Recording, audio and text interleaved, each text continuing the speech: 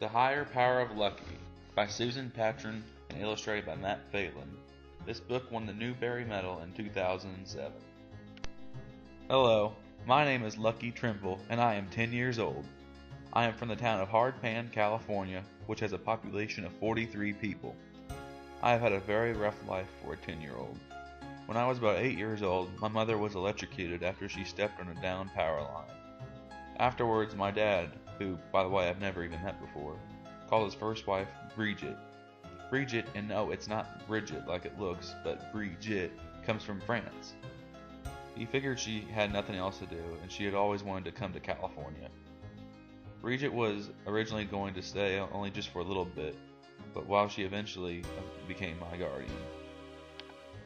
We live in a small trailer in this town. Another addition to our small family is our dog, HMS Beagle. During the memorial service for my mother, one thing I did not do was spread her ashes. I still have the urn. The one part I love about Hardpan is that everybody knows everybody. I have many close friends.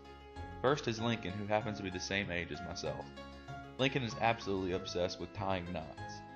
When he grows up, his parents want him to become the President of the United States.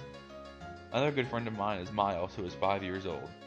He is absolutely obsessed with stories and cookies. Another older friend of mine is Short Sammy. Sammy is a recovering alcoholic who likes to wear a cowboy hat. There is also the captain, who is a recovering tobacco addict that is in charge of distributing the mail. Both Sammy and the captain were trying to find their higher power.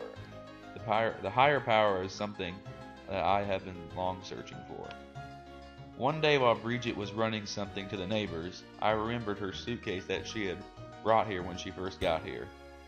I went back to her room and there were no clothes in it. The only thing in it was a passport. I kind of thought I knew what was going on.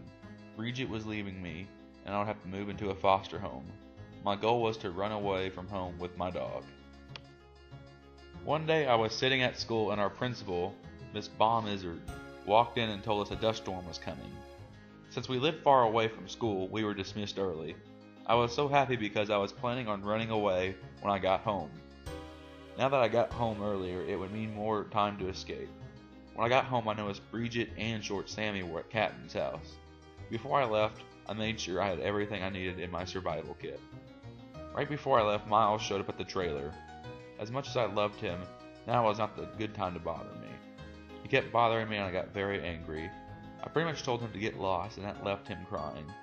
As soon as he left, his grandmother and Lincoln both called asking where he was. This was already starting off poorly.